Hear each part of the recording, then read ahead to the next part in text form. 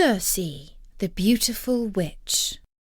Hello, this is Natasha, and I'm dropping by with a story that was told thousands of years ago by a blind poet called Homer. I've told you in the past about some of the troubles that the Greek hero Odysseus faced on his long journey home from the Trojan War. Now he and his men sailed on across the wine-dark sea, until once again they caught sight of an island. They slipped their boat into a snug little harbour, and there they slept for 2 whole days. The following morning Odysseus said that they should explore the island and discover who lived there. At these words his men grew afraid. They remembered the terrible Cyclops who had kept them prisoner in his cave and devoured some of their companions. Odysseus divided his men into 2 groups, so that if one should get into trouble, the other could come and help. He was leader of one group, and Lord Eurylochus was leader of the other. They drew straws to see which group should go and explore first, and as Eurylochus drew the short straw, he and his men had to set out and explore the woods. After walking 2 or 3 hours, the men came to a clearing.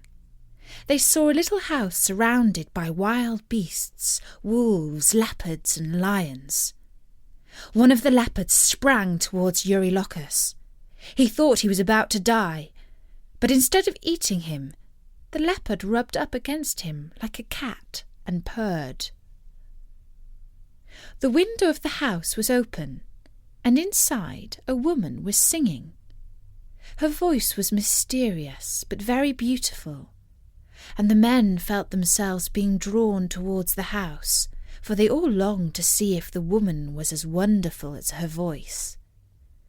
They walked past the fierce-looking beasts, who in fact were really quite tame. Inside they were greeted by a tall and elegant woman, her black hair done up in braids. She did indeed look very lovely.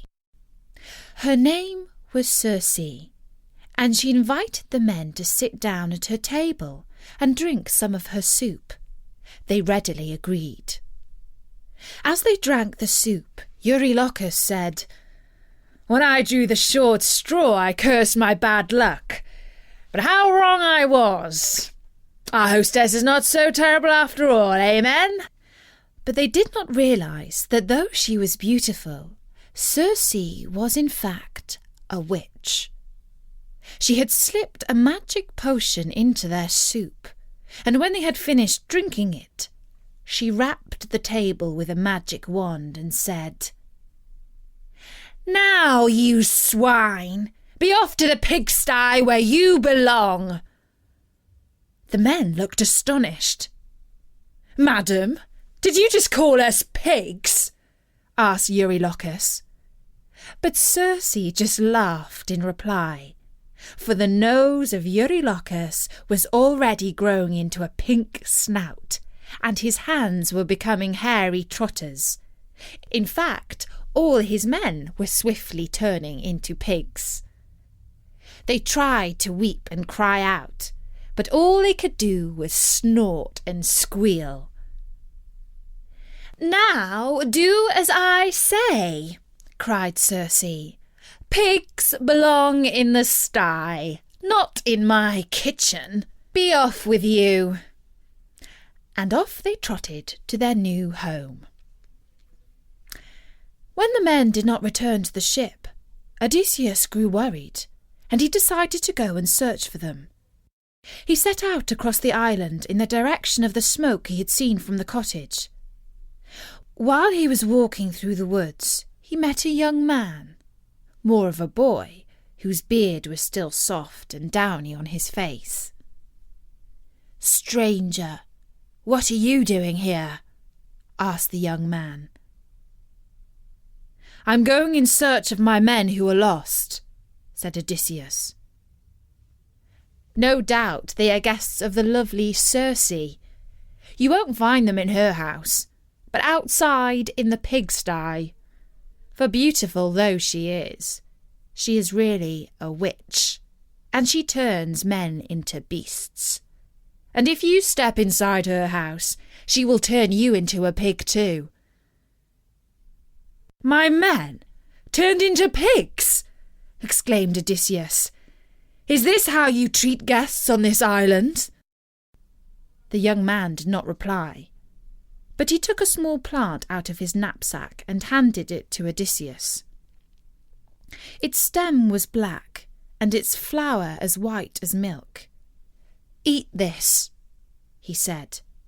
"It will make you safe against all magic tricks and potions. The name of this plant is moly. It is dangerous for mere mortals to pluck, for only gods can take it out of the ground safely." And when he spoke these words, Odysseus realized that this was no ordinary young man, but Hermes, the messenger of the gods. And so he ate the moly plant and went on his way. Soon he came to the house in the woods that was guarded by the wild beasts.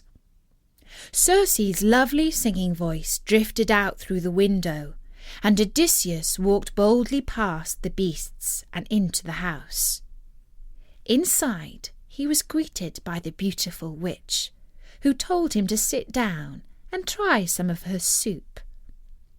While she was heating it, she slipped some magic potion into the broth, for she intended to turn Odysseus into a pig like the others.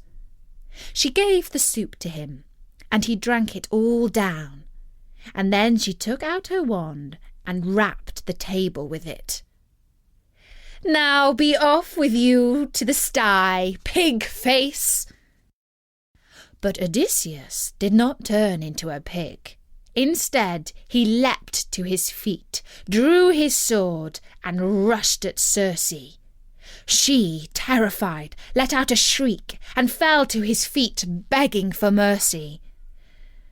"Please, great lord, do not take such offence.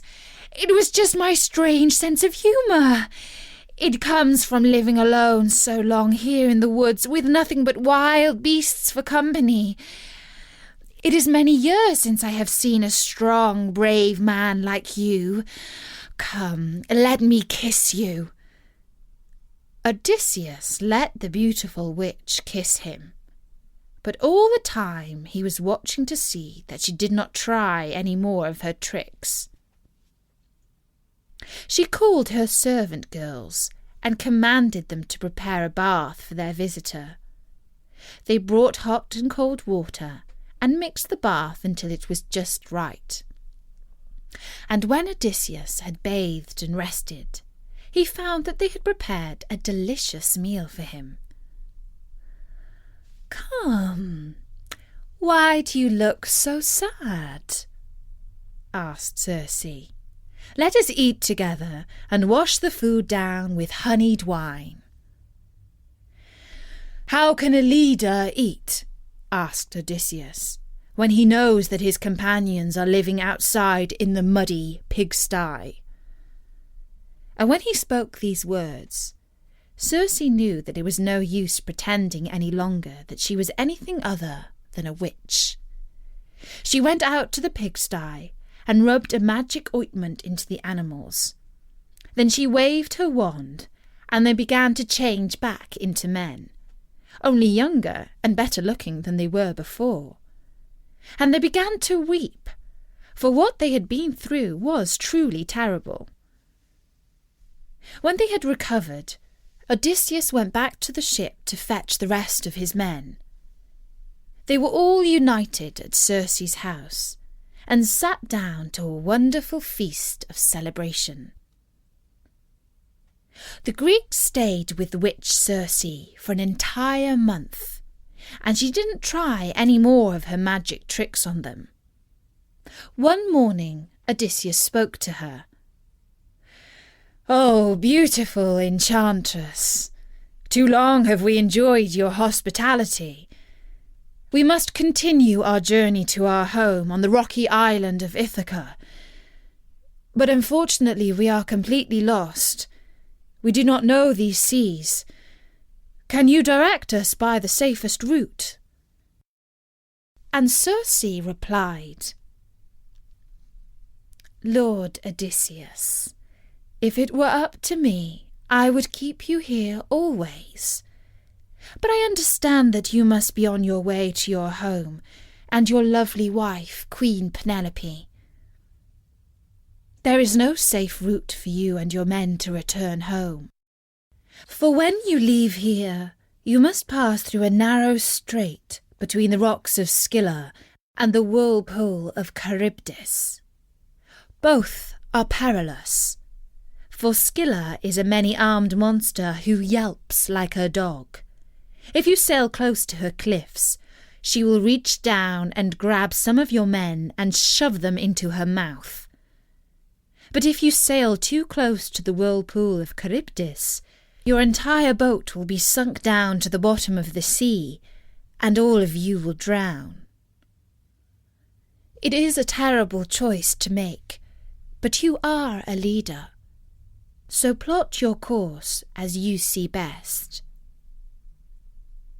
Next, if the god permits you to pass through that dire strait, you will come to the island of the sun, where the great sun god, Lord Apollo, keeps his herd of sacred cows. Do as I say. Steer clear of the island and do not land there. Nothing and nobody escapes the eyes of Apollo as he looks down from the sky. If you value your lives, avoid his island."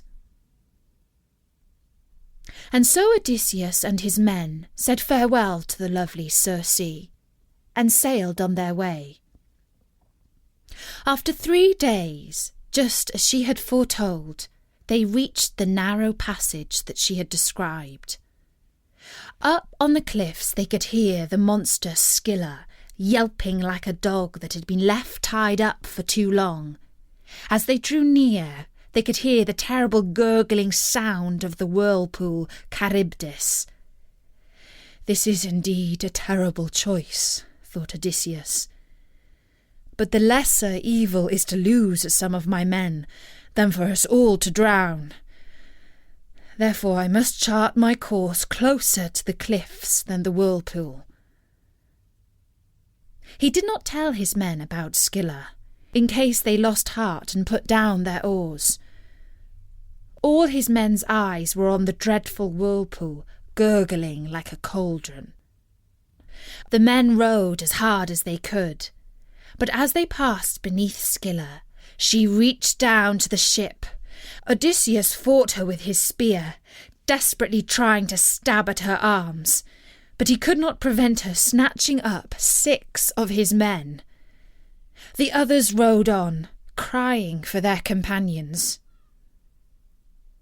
Once they passed through the strait, they saw the island of the sun, just as Circe had predicted.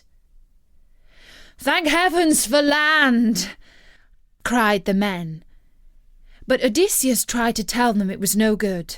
They must not land but sail on, for Circe had warned him of terrible danger should they set foot on the island belonging to the great sun god, Lord Apollo.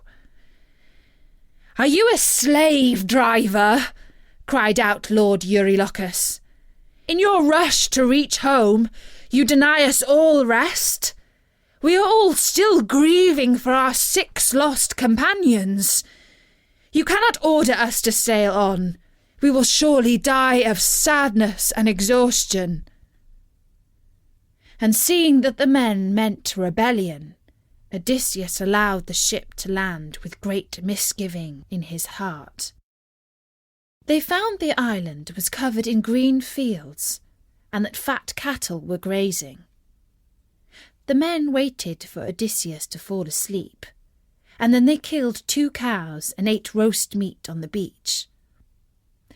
But when the sun rose in the morning, bright Apollo saw what they had done, and said to Zeus, who is lord of all the gods, "Great lord, I am wronged.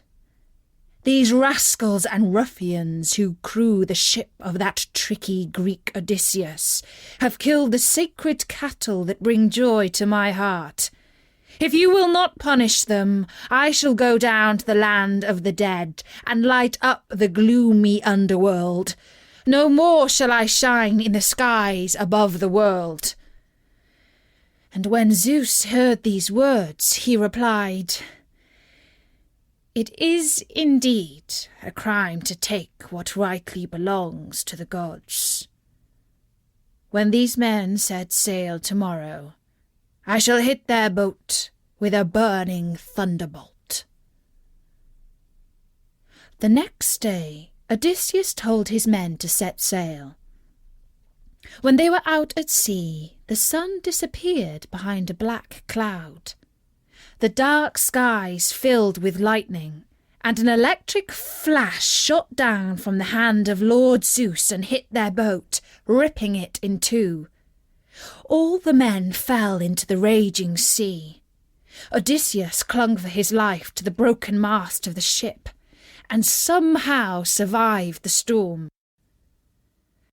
The sun shone once again on the now calm waters, and Odysseus saw land. Using his last strength, he swam into the shore and staggered onto the beach, where he fell down, exhausted.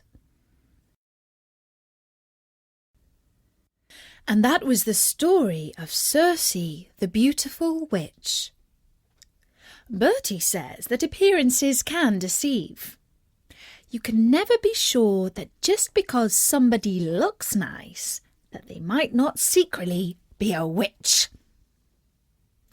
Did you know that if you have an iPod, it's really easy to put Bertie's stories onto it? All you need to use is iTunes, which is probably on your computer. Just search for Story Nori in iTunes, or find us in the Kids and Family podcast directory and press subscribe. Next time you plug your iPod into your computer, Story Nori should transfer onto it. It's really easy, so give it a try. Until next time, from me, Natasha, bye-bye!